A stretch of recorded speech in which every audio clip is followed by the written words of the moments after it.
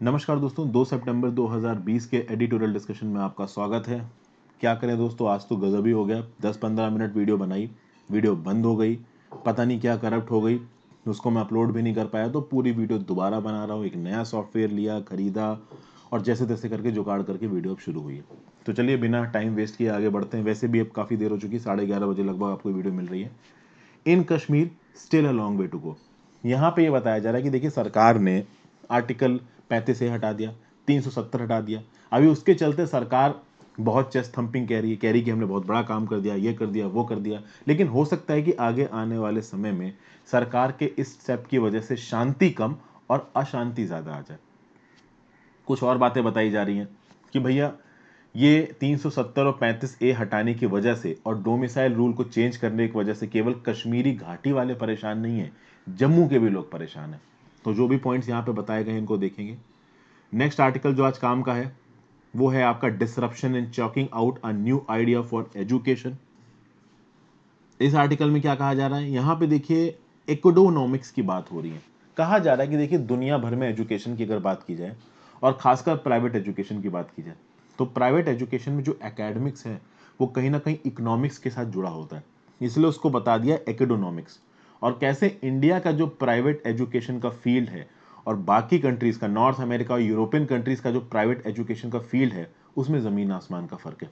उस फर्क के चलते पैंडेमिक के बाद इंडिया के एजुकेशन को फील्ड के साथ डील करने के लिए हमको एक बहुत कैलकुलेटेड अप्रोच चाहिए। उसके बारे में पे बात करी गई है, इसे देखेंगे। नेक्स्ट आर्टिकल है इनएविटेबल कोलैप्स।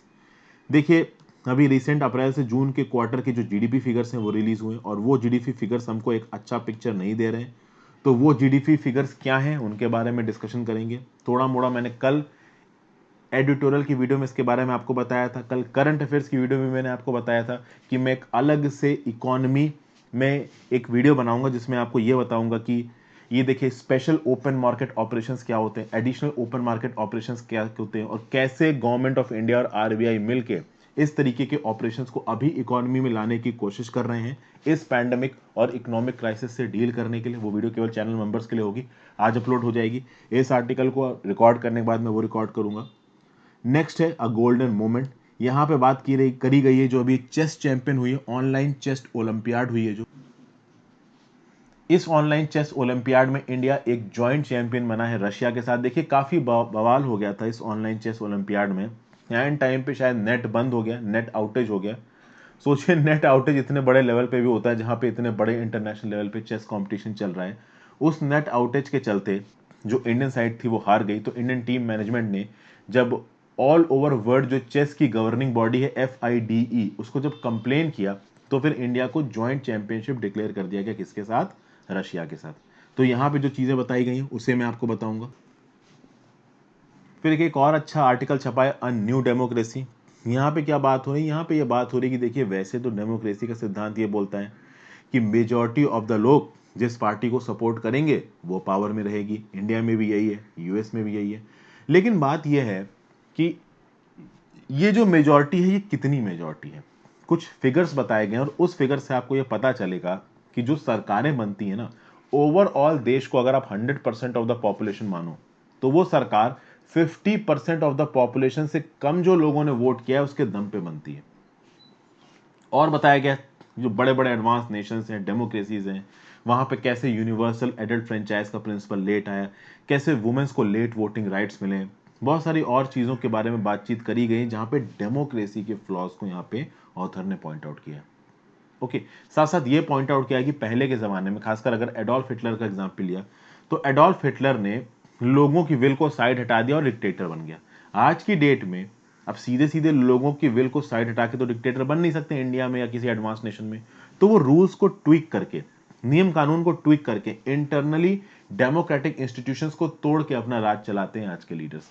कुछ बातें बताई गई उसको देखेंगे। नेक्स्ट आर्टिकल है ट्रीटिंग डाटा एज कॉमर्स। इस आर्टिकल को मैं ड्रॉप कर रहा हूं। देखिए, समय बिल्कुल नहीं है, मैं इस आर्टिकल को डिस्कस नहीं कर पाऊंगा टाइम की वजह से। आज सारे के सारे आर्टिकल इंपॉर्टेंट निकल रहे हैं। नेक्स्ट आर्टिकल है the politics of hate speech. ये पॉलिटिक्स ऑफ हेट स्पीच वाला आर्टिकल क्या बोलता है? फेसबुक के बारे में यहाँ पे बात की गई है। वॉल स्ट्रीट जर्नल में एक आर्टिकल छपा और उस आर्टिकल में ये बोला गया कि फेसबुक, इंडिया की रूलिंग पार्टी जो है, इंडिया की रूलिंग पार्टी के जो मेंबर्स हैं, अगर वो फेसबुक पे कोई हेट स्पीच या कोई प्रोपेगेंडा फैलाते हैं तो उसके अगेंस्ट फेसबुक कुछ नहीं करता है। वहीं पे अगर आप फेसबुक की जो हेट स्पीच की पॉलिसी यूएस में देखोगे तो यूएस में तुरंत एक्शन लिया जाता है। तो क्यों ये जो फेसबुक की पॉलिसी है वो इंडिया में डिस्क्रिमिनेटरी है, इसके बारे में बात कही गई है ऑथर ने। अब मैं आपको एक चीज बता दूं, मैं सीधे सीधे कभी भी ये नहीं बोल रहा हूं कि फेसबुक की पॉलिसी डिस्क्रिमिनेटरी है या नहीं है। हो सकता है हो सकता है ना हो। भाई मीडिया रिपोर्ट्स के आधार पे जो भी चीजें इंफॉर्मेशन है वो मैं आपको बता रहा हूं। तो यहां पे जो ऑथर ने लिखा है उस व्यू पॉइंट को आपको बता रहा हूं। जब मैं अपना कोई व्यू पॉइंट बोलता हूं तो मैं अलग से बताता हूं कि मेरा क्या व्यू पॉइंट है। तो अब इसको शुरुआत करते हैं। सबसे पहले, in Kashmir is still a long way to go. देखिए आर्टिकल 370 और आर्टिकल 35 ए को एब्रोगेट कर दिया गया। आर्टिकल 35 ए एब्रोगेट हो गया और आर्टिकल 370 है इसको इनऑपरेटिव कर दिया गया। अब आप देखिए, जम्मू एंड कश्मीर जो कि पहले एक स्टेट था वो दो यूनियन टेरिटरीज में टूट गया। एक यूनियन टेरिटरी ऑफ जे एक यूनियन टेरिटरी ऑफ लद्दाख। अभी के लिए आप बात करो तो जब इस स्टेप को सरकार ने लिया तो आप देखोगे देश का एक मेजर तबका इसको सपोर्ट कर रहा था। क्रिटिसिज्म था बट लिमिटेड क्रिटिसिज्म था। हाँ, हमारे देश के बाहर बहुत ज्यादा क्रिटिसिज्म था। पाकिस्तान ने ओपनली क्रिटिसाइज किया, चाइना ने अलग अलग international forums including United nation security council और यूनाइटेड नेशंस की जनरल असेंबली में इस इशू को उठाने की कोशिश की और ये बताने की कोशिश की कि देखिए कश्मीर का मुद्दा इंडिया का इंटरनल इशू नहीं है, ये एक इंटरनेशनल इशू है।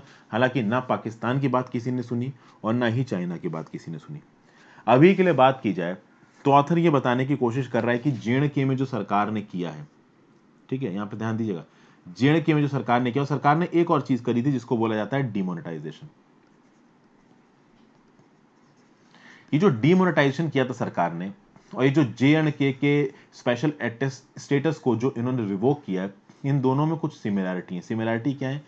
किसी भी तरीके की बातचीत नहीं हुई। इन डिसीजंस को बहुत सीक्रेटली लिया गया और सीक्रेटली लेने के बाद इनको एग्जीक्यूट कर दिया गया। अभी एग्जीक्यूट करने के बाद आप देखो, जब आप किसी डिसीजन को सीक्रेटली लोगे तो उसके ऊपर किसी भी तरीके की बातचीत, डिस्कशन, बहस होगा नहीं।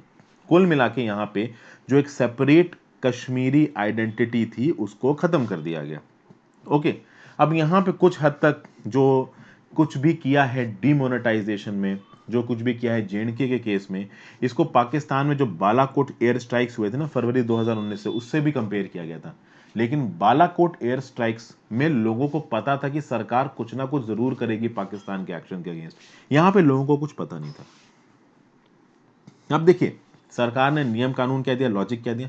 सरकार ने लॉजिक ये दिया कि इकोनॉमिक अपॉर्चुनिटीज कम है कश्मीर में, जॉब अपॉर्चुनिटीज कम है, टेररिस्ट वायलेंस बढ़ रहा है, इंडिया के साथ कश्मीर का इंटीग्रेशन हो नहीं पा रहा है। इन सब चीजों के लिए इन आर्टिकल्स को इनएक्टिव करना बहुत ज्यादा जरूरी था, ऐसा सरकार ने लॉजिक दिया। लेकिन ऑथर ये कह रहा है कि सरकार ने जो कुछ भी लॉजिक दिया है, जो कुछ भी करने की बात की, इकोनॉमिक अपॉर्चुनिटी लाने की बात की, जॉब अपॉर्चुनिटी लाने की बात की, टेरर को कम करने की बात की, ये सब कश्मीर में हुआ नहीं है। अभी एक साल में कैसे होगा? समय चाहिए ना। ये तो मैं बता रहा हूँ कि भाई एक साल में आप किसी भी पॉलिसी का रिजल्ट आने में 4 से 5 साल लगते हैं। सब लोग चाह रहे हैं कि एक साल के अंदर पता नहीं कहां से पैसे बरसने लगेंगे, सब कुछ हो जाएगा। वो तो हो नहीं सकता। उसके बाद ऑथर यहां पे क्या कहने की कोशिश कर रहा है कि देखिए, एक चीज बस हुई है कि जो टॉप टेररिस्ट आउटफिट्स हैं जैसे कि हिजबुल मुजाहिदीन के जो टॉप लीडर्स थे जो कि कश्मीर वैली से ऑपरेट कर गए थे, उनको मार दिया गया है। अच्छा, एक और बुरी चीज यहां पे बता रहा है ऑथर कि बहुत सारे जो सीनियर पॉलिटिकल लीडर्स हैं कश्मीर वैली के, उनको Jammu and Kashmir public safety act के अंदर बंद कर दिया गया है। जिसमें चीफ मिनिस्टर थी महबूबा मुफ्ती, पहले चीफ मिनिस्टर थी, स्टेट उनके हिसाब से चलता था, एकदम से उनको हाउस अरेस्ट कर दिया गया, प्रिवेंटिव डिटेंशन लगा दिया गया उनके अगेंस्ट। फिर जो नेशनल कॉन्फ्रेंस के लीडर थे फारूक अब्दुल्ला, उनके बेटे उमर अब्दुल्ला, उनको भी कस्टडी में रखा गया, हालांकि अब उनको छोड़ दिया गया। पीपल्स कॉन्फ्रेंस पार्टी है, उसके जो चीफ है साजिद लोन, उनको भी प्रिवेंटिव डिटेंशन के अंदर रखा गया। फिर ये सब बातें हो रही कि बहुत सारे ह्यूमन राइट्स वायलेशन हो रहे हैं कश्मीर में, ये सब बातें बोली गई हैं। रिसेंटली मैंने एक एडिटोरियल आपके साथ डिस्कस किया था जस्टिस मदन लोकर जी का, वहां पे भी उन्होंने बताया था कि अगर आप किसी को हाउस अरेस्ट में रखते हो तो that is a grave violation of human rights. अब ये सब बातें यहाँ पे कही गई हैं। एक और बात यहाँ पे कही गई है, जो रूल्स निकाले हैं सरकार ने, सेंट्रल गवर्नमेंट ने, जिनको बोला गया Jammu and Kashmir grant of domicile certificate procedure rules 2020, इनको फास्ट ट्रैक बेसिस पे अप्लाई किया गया। पूरे के पूरे ये जो आपके डोमिसाइल लॉज होते हैं ना, उसको रेवोल्यूशनरी तरीके से चेंज करते हैं ये नियम। मतलब अब तक कश्मीर की जो लेजिस्लेचर का और कश्मीर के लोगों की जो पकड़ थी ना डोमिसाइल के नियम को, उस पकड़ को तोड़ दिया। तो अब जम्मू एंड कश्मीर में कोई 15 साल से रह रहा है तो उसको डोमिसाइल मिल जाएगा। अगर 7 साल से किसी नौकरी वगैरह में है या उसका बेटा 10th-12th का एग्जाम दे रहा है जम्मू एंड कश्मीर में, तो उसको डोमिसाइल मिल जाएगा। तो कुल मिला के ऑथर यहाँ पे ये बोल रहे हैं कि ये जो आप डोमिसाइल के नियम बदल रहे हैं ना, इस डोमिसाइल के नियम के बदलने से जो वैली है उसमें अशांति फैलेगी। ठीक है ना, लोगों को गुस्सा आएगा, लोगों को लगेगा कि बाहर के लोग आके हमारी डेमोग्राफी को बदलने की कोशिश कर रहे हैं। ये सब बातें यहाँ पे बोली जा रही है। इनफैक्ट यहाँ पे ऑथर ये भी बोल रहा है कि जो जम्मू सिटी के लोग हैं, केवल श्रीनगर की बात नहीं हो रही है, जम्मू सिटी के लोगों को भी ये लग रहा है कि अब जम्मू में बाहर से बहुत सारे लोग आके यहाँ पे स्टैब्लिश हो जाएंगे। प्लस जो जम्मू की इंडिजीनियस इंडस्ट्रीज हैं वो फूलेंगे नहीं, क्योंकि जब बाहर से बिजनेसमैन आ जाएंगे, जो गुजरात की बिजनेस कम्युनिटी के लोग हैं, आंध्रा, तमिलनाडु, उत्तर प्रदेश की बिजनेस कम्युनिटी के लोग हैं, जब वो जम्मू में एंट्री मारेंगे तो ऑब्वियस सी बात है उनकी जो बिजनेस कॉम्पिटिटिवनेस है ना, वो जम्मू के लोकल प्रोड्यूसर से बहुत ज्यादा है। तो फिर ये जम्मू के जो इंडिजीनियस लोग हैं उनको आउटसाइडर्स के साथ कंपीट करना पड़ेगा, वो कंपीट कर नहीं पाएंगे, अनकॉम्पिटिटिव हो जाएंगे, तो अनरेस्ट और बढ़ेगा, ये ऑथर का बोलना है। हालांकि मुझे पर्सनली इन पॉइंट्स में कोई भी मेरिट लग नहीं रहा है, बट अब ऑथर बता रहा है तो मैं भी आपको बता रहा हूं। फिर एक पॉइंट यहां पे ऑथर ने अच्छा बोला है जिसको मुझे भी थोड़ा बहुत सही लगता है। देखिए दुनिया भर में जो रेडिकल इस्लामिस्ट आइडियाज हैं वो राइज पे हैं। आप देखिए स्वीडन में बवाल हो रहा है। अच्छा, ये जो रेडिकलाइजेशन हो रहा है ये केवल इस्लामिक आइडेंटिटी को फॉलो करने वाले लोग नहीं कर रहे हैं। आप देखिए रास्मुस पालुदान ने स्वीडन, डेनमार्क, क्या बवाल मचा पड़ा है वहां पे। एक डेनिश पॉलिटिशियन ने स्वीडन में दंगे करा दिए, क्यों? क्योंकि वो एंटी इस्लामिक स्टांस ले रहा था। तो दुनिया भर में जो रेडिकलाइजेशन है, चाहे वो इस्लामिक रेडिकलाइजेशन हो, चाहे वो किसी और धर्म का रेडिकलाइजेशन हो, वो बढ़ रहा है। प्लस अभी सीरिया में जो हो रहा है, टर्की में जो हो रहा है, इसराइल के आसपास, वेस्ट बैंक में, इन सब जगहों पे जो भी हो रहा है उसके चलते, और इनफैक्ट अफ्रीका में अभी माली वाला इशू मैंने आपको समझाया था, यहां पे रेडिकलाइजेशन तेजी से बढ़ रहा है। अभी ये रेडिकलाइजेशन कश्मीर वैली में ना बढ़ जाए, इस चीज को ध्यान देना बहुत जरूरी है। अभी देखिए एक बात तो बिल्कुल सही है, कश्मीर के रेडिकलाइजेशन को आप गोलियों से शांत नहीं कर सकते। अभी सरकार ने ये जो स्कीम लेके आए हैं 35A को हटाने का, इसके बाद अगर सच में कश्मीर में शांति आती है, कश्मीर के लोगों की इकोनॉमिक प्रोग्रेस होती है, ग्रोथ होती है, तो सब ठीक है। बट अगर ये सब चीजें नहीं हुआ तो रेडिकलाइजेशन बहुत तेजी से हो सकता है। इस बात को ध्यान देते हुए कि इस्लामिक स्टेट अफगानिस्तान में अपनी एक्टिविटी को बहुत तेजी से बढ़ा रहा है, तो अभी अगर वो अफगानिस्तान तक पहुंच चुका है तो हो सकता है कि वो कश्मीर तक भी पहुंच जाए। इस एक पॉइंट को यहाँ पे ऑथर बताने की कोशिश कर रहा है। इसलिए दिल्ली में जो बैठे हुए लोग हैं, ऑथर बोल रहा है कि एक हार्ड लाइन अप्रोच वो नहीं ले सकते, एक एक्सटॉर्शनिस्ट अप्रोच नहीं ले सकते, दबाने वाली अप्रोच नहीं ले सकते। उनको एक ऐसी अप्रोच लेनी है जिससे वो लोगों को अपने साथ मिला सके। अपने अगले आर्टिकल में चलते हैं, disruption and chalking out a new idea for education in the aftermath of the pandemic's deep impact in India, acadonomics is a concept whose time may have come. भैया यहाँ पे बहुत अच्छे पॉइंट्स दिए गए हैं। मैं तो बोलूंगा कि अगर एजुकेशन की फील्ड की बात की जाए तो आज का सबसे बेस्ट आर्टिकल है। क्या बोला गया है इस आर्टिकल में?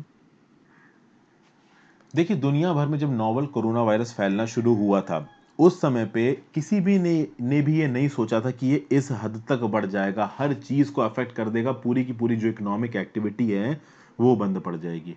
कोलोसल लॉस ऑफ लाइफ, कितने लोग मर गए, इकोनॉमिक नुकसान हुआ, लोगों की नौकरियां चली गई, और इसका जो इफेक्ट है वो एजुकेशन पे भी आया है। अभी इधर हम लोग एजुकेशन पे ही इसके इफेक्ट को समझने की कोशिश करेंगे, और किसके थ्रू समझने की कोशिश करेंगे? एक फिनोमिना के थ्रू जिसका नाम है एकोडोनोमिक्स। ओके, अब देखिए जब भी एकेडमिक्स की बात होती है, चाहे वो डेवलपिंग कंट्रीज में एकेडमिक्स की बात हो, चाहे डेवलप्ड कंट्रीज में हो, तो चाहे इंडिया में एकेडमिक इंस्टीट्यूशंस की बात कर लीजिए, चाहे वेस्टर्न कंट्रीज जैसे कि यूएसए, यूरोप, इसमें एकेडमिक इंस्टीट्यूशंस की बात कर लीजिए, जब भी एकेडमिक्स की बात आती है ना, एकेडमिक्स के साथ एक चीज जुड़ी होती है जिसको आप बोलते हो पैसा। एकेडमिक्स के साथ जब आप इकोनॉमिक्स को जोड़ देते हो तो वो क्या बन जाएगा? वो बन जाएगा आपका एकोडोनॉमिक्स। ओके, देखिए economics has always been a part of academics. It is only in the present circumstances that it has become all more apparent as to how management, especially in private institutions, is going to meet demands on the one hand and availability of the resources on the other hand. यानी कि अब academic institutions के सामने एक challenge आया है कि एक तरफ उनको एजुकेशन की डिमांड को भी मीट करना है, उनके ऊपर एक मॉरल रिस्पॉन्सिबिलिटी, और दूसरी तरफ उनके पास रिसोर्सेज भी नहीं है। और इस मिक्सचर को, इकोनॉमिक्स और एकेडमिक्स के मिक्सचर को आप क्या बोलोगे? एकेडोनॉमिक्स। और इस एकेडोनॉमिक्स को बहुत प्रॉपर तरीके से अप्लाई करना पड़ेगा। एक केयरफुल एलोकेशन ऑफ रिसोर्सेज की जरूरत है, क्योंकि ये जो कोरोना वायरस का पैंडेमिक है ना, बहुत ट्रांजिएंट है ये नेचर में। कहने का मतलब क्या है कि ये जो कोरोना वायरस फैला हुआ है, ये आज की डेट में इतना ज्यादा प्रॉब्लम में, कल की डेट में हो सकता है कि भाई, हो सकता है कोरोना वायरस खत्म हो जाए, वैक्सीन आ जाए। तो अभी के लिए एक ऐसी अप्रोच चाहिए जो ट्रांजिएंट हो नेचर में, क्योंकि चीजें बहुत तेजी से बदल रही हैं। तो उस हिसाब से हमको अपने एजुकेशनल सेटअप को भी बदलना पड़ेगा। अभी कैसे बदलेंगे, इसके बारे में ऑथर क्या बोल रहा है? सबसे पहले तो भैया आपको इंडिया के एजुकेशनल सेटअप को समझना पड़ेगा। आप इंडिया के एजुकेशनल सेटअप को यूएस के एजुकेशनल सेटअप के साथ कंपेयर नहीं कर सकते। यूएस को बोला जाता है macaca of higher education. US में बड़ी बड़ी यूनिवर्सिटीज हैं, जैसे फॉर एग्जांपल हार्वर्ड यूनिवर्सिटी। अभी हार्वर्ड जैसी यूनिवर्सिटीज के पास एक फिनोमिना होता है, एक मैकेनिज्म होता है, फाइनेंशियल मैकेनिज्म, एंडोमेंट। क्या होता है दोस्तों कि हार्वर्ड यूनिवर्सिटी है ना, उस हार्वर्ड यूनिवर्सिटी को यूएस के बहुत सारे कॉर्पोरेट सपोर्ट करते हैं, यूएस की गवर्नमेंट सपोर्ट करती है, जिसके चलते उसके पास एक कॉर्पस ऑफ फंड होता है, एक ऐसा पैसे का अमाउंट होता है जिसको वो किसी भी चीज में डिप्लॉय कर सकते हैं। और हार्वर्ड यूनिवर्सिटी का जो ये अमाउंट है ना, ये $40 बिलियन है। $1 बिलियन लगभग 7,500 करोड़ होता है। तो आप आराम से अंदाजा लगा सकते हैं कि $40 बिलियन लगभग कितना हो गया? 3 लाख करोड़। तो आप सोचिए हार्वर्ड यूनिवर्सिटी के पास 3 लाख करोड़ रुपए का एंडोमेंट है। इस 3 लाख करोड़ रुपए को वो बहुत सारी अलग अलग चीजों में इस्तेमाल करते हैं, जैसे कि वो उसको टेक्नोलॉजी में, रिसर्च एंड डेवलपमेंट की फील्ड में इस्तेमाल करते हैं। अगर इंडिया या अफ्रीका से कोई बहुत टैलेंटेड इंसान यूएस की हार्वर्ड यूनिवर्सिटी में पढ़ने आना चाहता है, तो उसकी जो एजुकेशन है उसको इस इंडोमेंट से पैसा निकाल के खर्च किया जाएगा। तो कुल मिला के ये जो हार्वर्ड यूनिवर्सिटीज हैं और जो दूसरी यूनिवर्सिटीज है यूएसए में, Massachusetts institute of technology, New York university, stern university, Colorado university, भैया एक से एक है, क्या नहीं है यूएसए में। रॉस स्कूल ऑफ बिजनेस, इस तरीके की यूनिवर्सिटीज में पढ़ने के लिए वहां पे उनके पास एंडोमेंट होते हैं। इन एंडोमेंट को वहां के प्राइवेट कैपिटलिस्ट, सरकार दोनों सपोर्ट करती है। बट प्रॉब्लम यह है दोस्तों, इंडिया के पास कोई भी इस तरीके के एंडोमेंट नहीं है। इंडिया में जो इंस्टीट्यूट्स काम कर रहे हैं वो भैया प्रॉफिट बेसिस पे काम कर रहे हैं। इंडिया के इंस्टीट्यूट्स को पैसा कहां से मिलता है भैया? हर साल बच्चा एडमिशन लेता है, बच्चा फीस भरता है, उसी से ये इंस्टीट्यूट्स चलते हैं। अभी मैं ये नहीं बोलूंगा कि जो इंडिया के प्राइवेट इंस्टीट्यूट्स हैं वो बहुत दूध के धुले हैं। दूध का धुला कोई नहीं है। बड़े बड़े पॉलिटिशियंस, बड़े बड़े बिजनेसमैन इनको ओन करते हैं। और जब भी बड़े बड़े पॉलिटिशियंस, बिजनेसमैन इन्वॉल्व होंगे, वहां पे कॉमर्शियल मोटिव होगा, एक प्रॉफिट मोटिव होगा, और वहां पे प्रॉफिट मोटिव डोमिनेंट होता है। तो कल की डेट में अगर आप इन बड़े कॉर्पोरेट्स और बिजनेसेस से बोल दोगे कि नहीं भैया फ्री में लोगों को पढ़ाओ, वो नहीं पढ़ाएंगे। वो इस बिजनेस से बाहर निकल जाएंगे। अगर कोई बिजनेस उनके लिए अनकॉम्पिटेटिव हो गया तो वो उससे बाहर निकल जाएंगे। तो हार्वर्ड, इनफैक्ट हार्वर्ड यूनिवर्सिटी के पास इस एंडोमेंट के चलते ये दम है कि चलो भाई वो यूएस में एजुकेशन को कंटिन्यू रख सकते हैं। हालांकि मैं आपको एक और बात बता दूं, यूएस में जो हार्वर्ड यूनिवर्सिटी, मैसाचुसेट्स यूनिवर्सिटी, ये जो है ना, इनके एंडोमेंट्स कम पड़ रहे हैं। अभी इनके पास पैसे नहीं आ रहे हैं। कोरोना पेंडेमिक के दौरान भैया जो बिजनेसेस हैं वो बंद हो गए। वो बिजनेसेस एंडोमेंट देते थे, सरकार एंडोमेंट देती थी। सरकार के पास खुद पैसे कम है तो हार्वर्ड का एंडोमेंट भी कम हो गया है। अगर आप न्यूयॉर्क टाइम्स पढ़ते होगे तो आपको ये चीज पता चलेगी। इंडिया का क्या सीन है? अभी इंडिया में जो भाई देखें कॉलेज बना, अब जो कॉलेज बना है वो कैसे बना होगा? उस कॉलेज को किसी बड़े से जमीन पे बनाया होगा। उस बड़ी सी जमीन को बनाते समय सरकार से लोन उठाया जाएगा। उसका इंफ्रास्ट्रक्चर बनाने में लोन उठाया गया होगा। मान लीजिए उस कॉलेज में कोई एक कंप्यूटर लैब खोलने की बात की गई, तो उस कंप्यूटर लैब को बनाने के लिए बैंक से लोन उठाया गया होगा। अभी आप जब ये सब चीजें लोन उठाओगे तो आपको देना पड़ेगा उस पर इंटरेस्ट। अब कॉलेज अगर नॉर्मली चलता जा रहा है, बच्चों की फीस आती जा रही है, तो कॉलेज की अथॉरिटीज के पास पैसा रहेगा, वो इंटरेस्ट भरते रहेंगे। अब लग गया पेंडेमिक, अब ना बच्चों के पास देने के लिए पैसा है और बच्चे कॉलेज जा नहीं रहे। तो जब बच्चे कॉलेज जा नहीं रहे तो बच्चे भी सवाल पूछ रहे हैं और उनके पेरेंट्स भी सवाल पूछ रहे हैं कि जब हम कॉलेज जा ही नहीं रहे हैं तो ऑनलाइन पढ़ने के लिए हम इतना पैसा क्यों दें? वाई वुड वी पे फॉर ऑनलाइन एक्सपेंसेस? अगर आप कॉलेज के एक्सपेंसेस की बात करो तो कोरोना के पैंडेमिक के दौरान कौन कौन से एक्सपेंस कम हुए? भैया इलेक्ट्रिसिटी का एक्सपेंस कम हुआ, वाटर का एक्सपेंस कम हुआ, सैलरीज को आपने थोड़ा डेफर कर दिया, यही तो एक्सपेंसेस कम हुए हैं। लेकिन इंफ्रास्ट्रक्चर को बनाने में जो भी चीजें लगी, बाकी जो ऑपरेशनल खर्चे थे वो तो चालू हैं। तो भैया बैंक का इंटरेस्ट रेट चालू है, लैबोरेटरी जो कंप्यूटर लैब को बनाने के लिए इंटरेस्ट रेट लिया था वो चालू है। और क्या बात हो रही है कि बच्चे अब कॉलेज जा नहीं पा रहे हैं। बहुत सारे बच्चों ने हाथ खड़े कर दिए, उनके माँ बाप ने हाथ खड़े कर दिए, भैया हमारी नौकरी चली गई, हम फीस नहीं दे पाएंगे। कॉलेज बोल रहे हैं कि बिना फीस के हम चलेंगे कैसे। तो अब हर कोई फाइनेंशियल फील्ड में स्ट्रेस्ड है। बहुत सारे केस में अब बच्चे वहां पे जाके पढ़ना इसलिए भी नहीं चाहते हैं क्योंकि उनको हॉस्टल फीस ना देनी पड़े। बहुत सारे प्रोफेशनल और नॉन प्रोफेशनल कोर्सेज में ऑनलाइन चीजें शुरू हो रही। अभी यहाँ पे एक सवाल उठता है कि भाई प्रोफेशनल और नॉन प्रोफेशनल कोर्स क्या होता है। तो भाई देखो, अगर आप इंजीनियरिंग करने गए तो वो एक प्रोफेशनल कोर्स है, ठीक है, आपने इंजीनियरिंग की प्रॉपर इंजीनियरिंग डिग्री ली। लेकिन इंजीनियरिंग की डिग्री के दौरान आपने कोई एक पावर प्लांट इंजीनियरिंग का कोई एक छोटा सा कोर्स कर लिया, डाटा साइंस में कोई एक छोटा सा कोर्स कर लिया, जिसकी आपको एक छोटी सी डिग्री मिल गई, वो होते हैं नॉन प्रोफेशनल।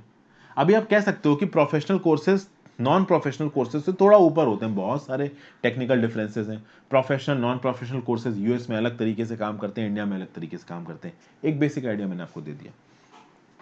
अब चाहे प्रोफेशनल कोर्स हो चाहे नॉन प्रोफेशनल कोर्स हो, बच्चा ये चाह रहा है कि हम घर बैठ के पढ़ लेंगे।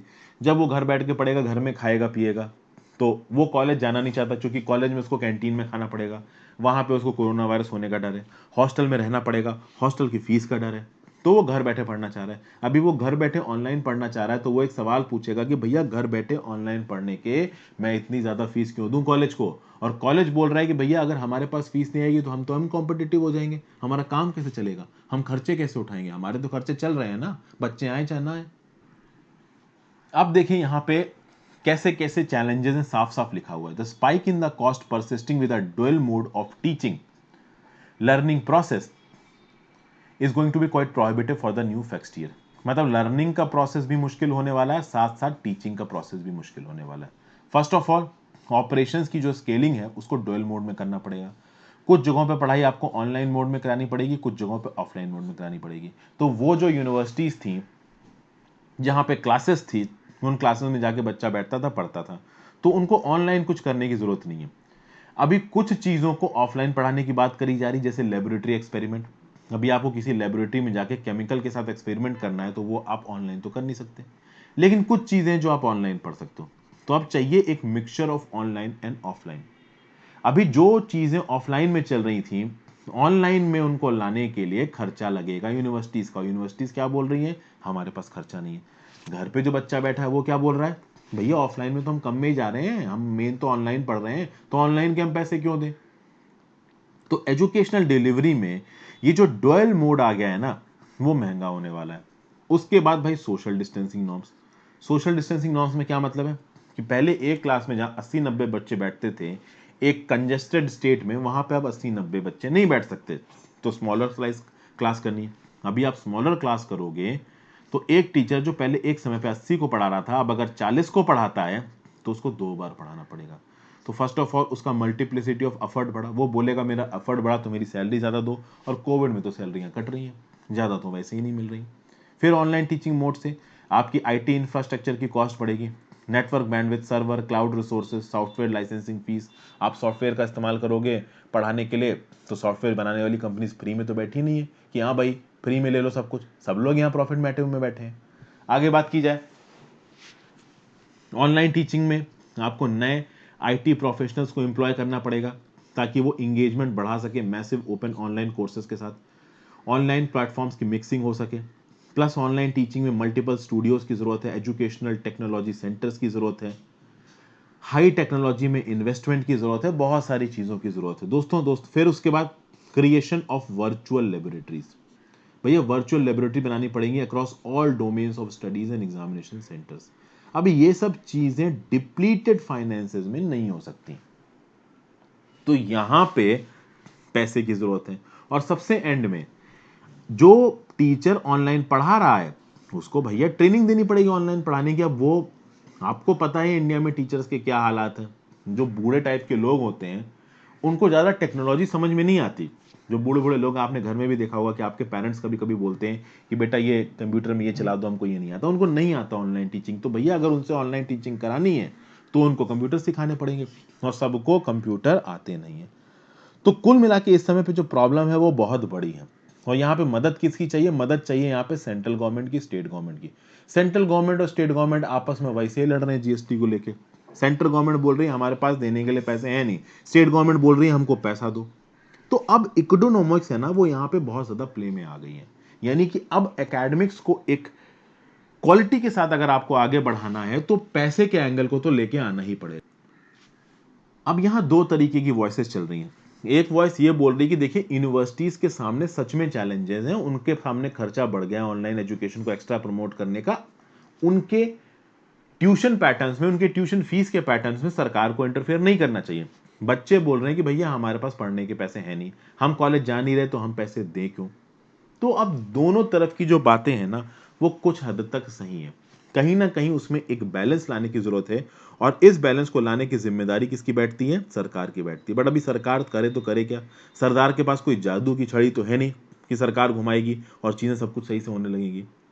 तो ये हमारे लिए आप कह सकते हो कि एक बहुत ही मुश्किल समय, एक बहुत मुश्किल टाइम है। अब इससे कैसे निकलेंगे ये तो देखिए समय ही बताएगा। ओके, आगे चलते हैं। आगे यहां पे बात हो रही है द इनएविटेबल कोलैप्स की। इनएविटेबल कोलैप्स का मतलब क्या है? मतलब ये है कि ये जो कुछ भी हो रहा है ये तो भाई देखो होना ही था। ये जो हमारी इकोनॉमी नीचे की तरफ जा रही है ये जानी ही थी। इसकी दो वजह हैं। फर्स्ट ऑफ ऑल, कोविड-19 से पहले ही हमारी इकोनॉमी में एक स्लो डाउन चल रहा था, और दूसरा कोविड-19 ने तो सब कुछ बर्बाद कर ही दिया। अभी का जो लेटेस्ट अप्रैल से जून का जो डाटा निकल के आया है जीडीपी का, उसमें यह बोला गया है कि अप्रैल से जून क्वार्टर में अगर पिछले साल से कंपेयर किया जाए तो 23.9% का डिक्रीज देखा गया है। और कोविड-19 के लॉकडाउन का भी एक बहुत मेजर रोल है इसमें। अब पहले क्वार्टर में जो कोविड-19 का लॉकडाउन था वो सबसे ज्यादा स्ट्रिंजेंट तरीके से एप्लीकेबल था, तो समझ में आता है कि जीडीपी नीचे जाएगी। लेकिन अभी के लिए तो लॉकडाउन खुल रहा है, तो बहुत सारे लोग बोलेंगे नहीं अब जीडीपी ऊपर जाएगी। अभी जाएगी कि नहीं जाएगी इस पे एक बहुत बड़ा सवाल है। इसके ऊपर छोटी सी बहस है इस आर्टिकल में।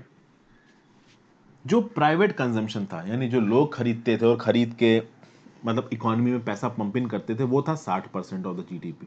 लोगों की नौकरियां चली गई हैं, लोगों की जेब में पैसा नहीं है, इसीलिए जो प्राइवेट कंजम्पशन है ये घटा है। कितने से घटा है? 26.7% से। जो डिस्क्रिशनरी स्पेंडिंग थी, जो भी एक्स्ट्रा प्लान्स थे लोगों के कि यहाँ घूमने जाएंगे, ये कार खरीदेंगे, ये सब बंद हो गए। तो इससे जीडीपी कम होगी। फिर लगभग 20% हमारी जीडीपी का, approximate a fifth of the GDP, वो आता था एक्सपोर्ट से। अभी जो इंडिया के गुड्स एंड सर्विसेज हैं, इनकी जो डिमांड है वो बाहर के देशों से हो गई कम। बाहर के देश खुद ही कोरोना वायरस के साथ डील कर रहे हैं, तो ऑब्वियस सी बात है उसकी वजह से भी हमारी जीडीपी कम होगी। फिर भाई इन्वेस्टमेंट एक्टिविटी भी हमारे देश में बहुत कम हुई, वर्स्ट हिट। इन्वेस्टमेंट एक्टिविटी 47% से कोलैप्स हुई है। ओके, और आप देखोगे कि इन्वेस्टमेंट का जो जीडीपी में शेयर था कोरोना के पैंडेमिक से पहले पिछले साल अप्रैल से जून के क्वार्टर में था 32%। इस साल हो गया 22%, यानी इन्वेस्टमेंट बहुत कम हुआ है। रीजन क्या है? कि जो बिजनेसेस थे, जो वेल स्टैब्लिश थे, उन्होंने अपने कैश को बचाया है। इस मुश्किल समय में उन्होंने इन्वेस्टमेंट किया नहीं है। जो छोटे छोटे फर्म्स हैं उन्होंने अपने सर्वाइवल के बारे में सोचा। सरकार ने भले ही स्कीमें चलाई, बहुत सारे लोगों ने तो लोन लेके कैश अपने पास सेव कर लिया चूंकि कम इंटरेस्ट रेट पे लग रहा है, लेकिन उससे कोई इन्वेस्टमेंट नहीं किया। ओके, हर इंडस्ट्री, सर्विस सेक्टर की सारी इंडस्ट्रीज सब नीचे गई हैं। सिर्फ एग्रीकल्चर थोड़ा एक्सपेंड हुआ है, जो कि लगभग 3.4% की ग्रोथ दिखी है एग्रीकल्चर में। कंस्ट्रक्शन की हालत बहुत खराब है, 50% से कंस्ट्रक्शन गिरा है। और वो तो ऑब्वियसली बात है गिरेगा ही दोस्तों, जब आपने लॉकडाउन ही लगा दिया तो कंस्ट्रक्शन कहां से होगा। फिर सर्विस सेक्टर में trade, hotel, communication, transport, broadcasting, ये 47% से घटे। पैंडेमिक रिस्ट्रिक्शंस थे, होटल बंद है, रेस्टोरेंट बंद है, ट्रांसपोर्ट बंद है। ओके, ब्रॉडकास्टिंग कम्युनिकेशन चालू है, बट ओवरऑल जो फील्ड है वो 47% से घट गया। मैन्युफैक्चरिंग घटा, कितने से? 39% से। तो बात यह है कि यहां पे प्रॉब्लम बहुत है। अच्छा, मैन्युफैक्चरिंग इस बात से भी घटा कि भैया देखिए लेबरों को काम मिलना बंद हो गया, लेबर छोड़ के चला गया। अभी पोस्ट लॉकडाउन में लेबर अवेलेबल नहीं है। ओके, सेफ्टी नॉर्म्स लगा दिए गए हैं बहुत सारे। तो अप्रैल से जून के क्वार्टर के लंबे समय के लिए लॉकडाउन लगा था, तो नीचे कॉन्ट्रैक्शन हुआ। तो ये कहना चाहिए अब तो लॉकडाउन खुल गया तो कॉन्ट्रैक्शन अब नहीं होगा, लेकिन अभी भी प्रॉब्लम है। फर्स्ट ऑफ ऑल, लेबर्स नहीं है मैन्युफैक्चरिंग के लिए। मैन्युफैक्चरिंग वाले मैन्युफैक्चरिंग करना चाहते भी कि नहीं ये पता नहीं, क्योंकि लोग खरीदना नहीं चाह रहे हैं, लोगों की नौकरियां चली गई, उनके पास पैसे नहीं। तो ये लॉकडाउन हटने के बाद भी चीजें सही होंगी या नहीं होंगी, इसके ऊपर एक बहुत बड़ा सवाल है। प्लस गवर्नमेंट एक्सपेंडिचर भी कम हो गया है दोस्तों। पहले क्या था कि आप देखो, आत्मनिर्भर भारत के चलते जीडीपी के एक बहुत बड़े हिस्से को सरकार ने एक्सपेंडिचर किया। प्राइवेट कंजम्पशन कम हुआ, प्राइवेट एक्सपेंडिचर कम हुआ, बट सरकार ने तो पैसा पंप इन किया ना। सरकार ने अलग अलग स्कीम्स में पैसा डाला, जैसे मनरेगा में डाला। मनरेगा के अंदर लोगों को काम मिला, उनको नौकरियां मिली, उनके घर में पैसे आए, उन्होंने सामान खरीदा, इकॉनमी चलती रही। प्रॉब्लम यह है कि जो पूरे साल का फिस्कल डेफिसिट टारगेट था वो केवल 4 महीने में पूरा हो चुका है, अप्रैल मई जून जुलाई।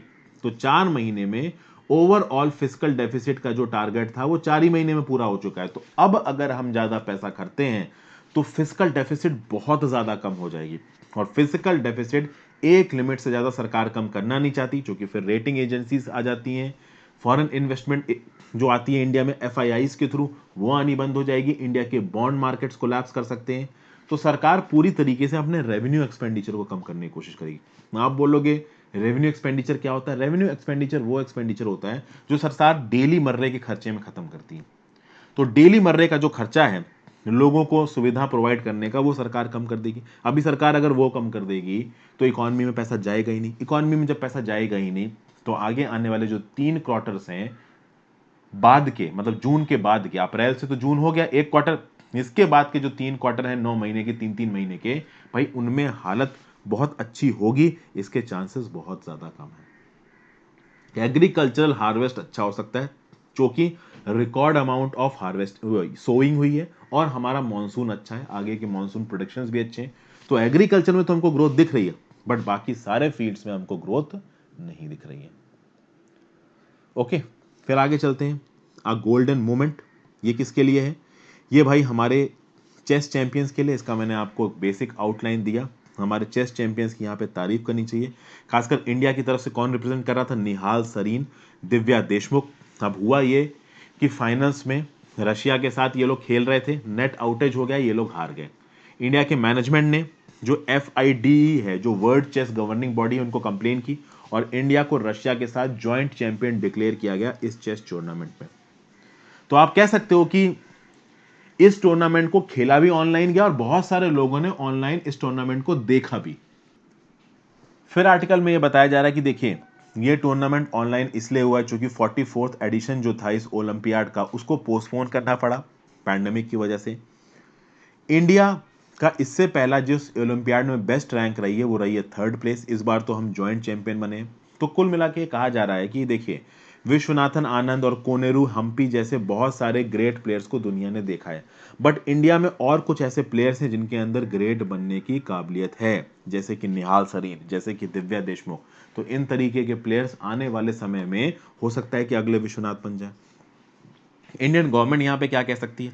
अभी रिसेंटली सैटरडे को प्रेसिडेंट रामनाथ कोविंद जी ने अर्जुन अवार्ड्स को ऑनलाइन बांटा, और उसी समय पे हमारी इंडियन चेस टीम थी, उसने ओलंपियाड के सेमीफाइनल में पोलैंड को हराया। फाइनल में वो नेट आउटेज की वजह से रशिया से हारे, इसलिए उनको जॉइंट चैंपियन डिक्लेयर किया गया। तो अब यहां पे बोला यह जा रहा है कि देखिए प्रधानमंत्री सॉरी हमारे प्रेसिडेंट रामनाथ कोविंद जी ने अर्जुन अवार्ड बांटे हैं। अब ये बहुत जरूरी है कि हमारे चेस प्लेयर्स को भी इस तरीके का रिकॉग्निशन दिया जाए। ठीक है, चेस एक ऐसा गेम है जो कि भले ही फील्ड पे नहीं होता है, बट ये हमारा जो लेवल है दुनिया भर के स्पोर्टिंग एरेना में, इसको ऊपर करता है। तो आगे आने वाले समय में अर्जुन अवार्ड्स के लिए भी हमारे प्लेयर्स को यहां पे कंसीडर करना चाहिए, खासकर तब जब हमारा जो ऑल इंडिया चेस फेडरेशन है उसके अंदर बहुत सी पॉलिटिक्स चालू हुआ। अभी वो पॉलिटिक्स क्या है उसमें घुसने की जरूरत हमें नहीं है। काम भर की चीजें देखो, आगे बढ़ो। अगला आर्टिकल है अ न्यू डेमोक्रेसी।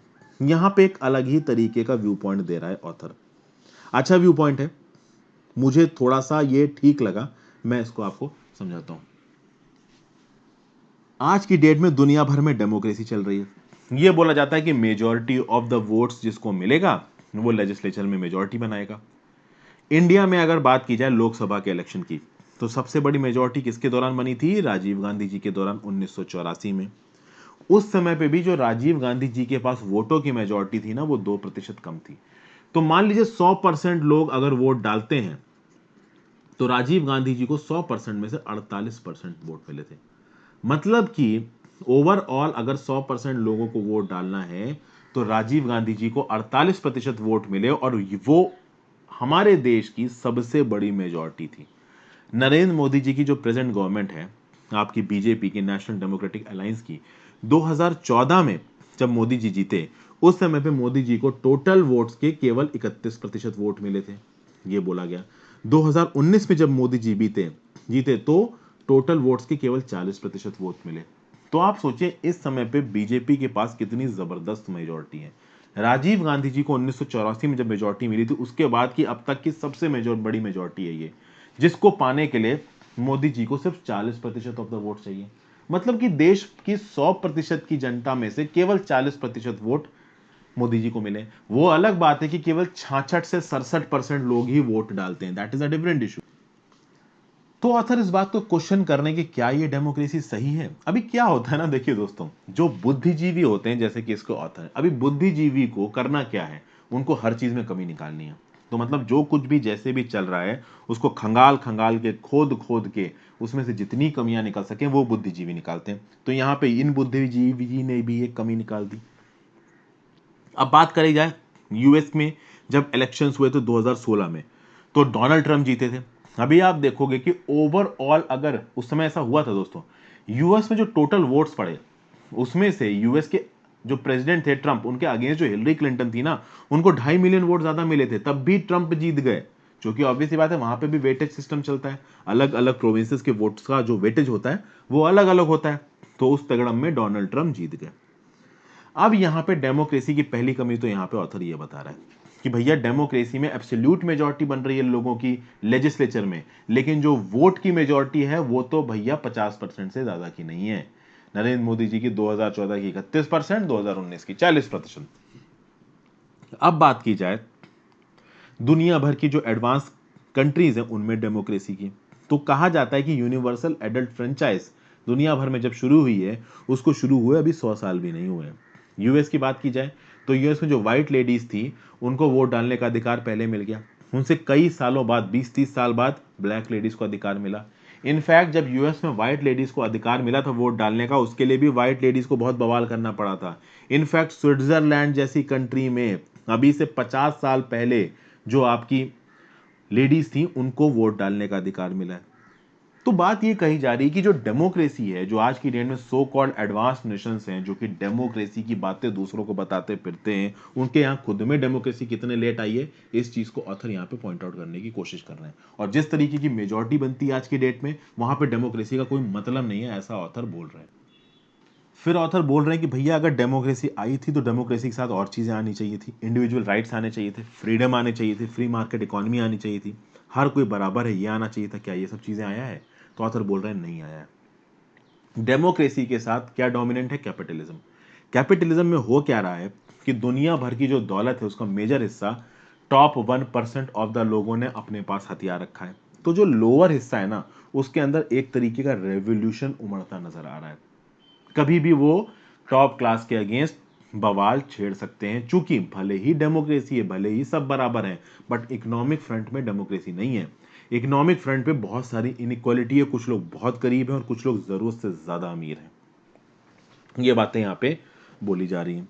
तो ये जो हाई कंसंट्रेशन ऑफ वेल्थ है ये गलत है, वो कहीं ना कहीं सरकारें इस हाई कंसंट्रेशन ऑफ वेल्थ को प्रमोट कर रही हैं। फिर ऑथर ये कह रहा है कि पहले के समय में, जैसे कि हिटलर के समय से उन्होंने कंपेयर किया, हिटलर ने क्या किया, अपने आप को डिक्टेटर डिक्लेयर कर दिया। आज की डेट में दुनिया भर की सरकारें हैं वो भी डिक्टेटर हैं, बट उन्होंने अपने आप को डिक्टेटर बनाने का तरीका अलग कर रखा है। जैसे कि फॉर एग्जाम्पल जब इलेक्शंस होते हैं तो उस इलेक्शंस में वो हेर फेर करते हैं, तो वो इंस्टीट्यूशंस जिनको इंडिपेंडेंट समझा जाता है उसमें हेर फेर करके इलेक्शन जीत जाते हैं। तो काहे की डेमोक्रेसी? ये पॉइंट ऑथर का है, मेरा नहीं है भैया, ऑथर ने लिखा है, आप जाके चाहे आर्टिकल में पढ़ लो। उसके बाद अगर कोई ये ग्रुप उठ के गवर्नमेंट के खिलाफ आवाज उठाना चाहे तो उसको आवाज नहीं उठाने देते हैं, उसकी आवाज को दबा देते हैं, पेट्रोटिज्म के नाम पे दबा देते हैं, नेशनलिज्म के नाम पे दबा देते हैं। ये ऑब्वियस सी बात है, जायब है किस पे? नेशनल डेमोक्रेटिक अलायंस की गवर्नमेंट पे। उसके बाद फेयर जस्टिस नहीं मिलता है लोगों को, और दूसरी बात मीडिया बायस हो गया। मीडिया को एक बहुत इंपॉर्टेंट पिलर माना जाता है हमारी डेमोक्रेसी का, और हमारे देश में जो मीडिया है वो बहुत बायस्ड चल रहा है। तो आप देखिए कि यहाँ पे इन सब चीज़ों को पॉइंट आउट करते हुए कैसे डेमोक्रेसी का गला घोटा जा रहा है, ये बता रहे हैं कौन? हरबंस मुखिया जी, जो कि हिस्ट्री पढ़ाते हैं जवाहरलाल नेहरू यूनिवर्सिटी में। आई होप आपको ये पॉइंट समझ आए हो। अगला आखिरी point, article the politics of hate speech. यहाँ पे हेट स्पीच की बात करी जा रही है फेसबुक के टर्म्स में। वॉल स्ट्रीट जर्नल में एक आर्टिकल छपा जिसने ये बोला कि फेसबुक के जो हेट स्पीच नॉर्म्स हैं इंडिया में वो बहुत बायस्ड हैं।